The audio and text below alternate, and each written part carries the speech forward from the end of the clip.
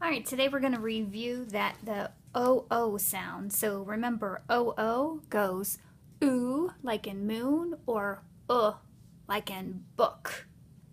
So I'm going to read these rows. I want you to echo me. So when I say it, you're going to say it. A. Oo or A.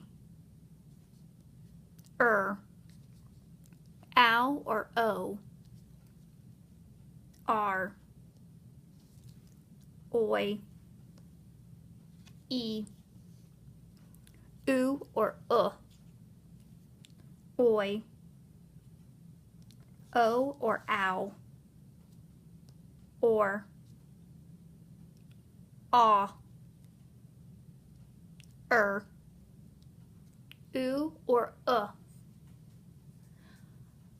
All right, go ahead and say those sounds with your partner. So practice reading those while you're pointing to them so that you can get them into your memory.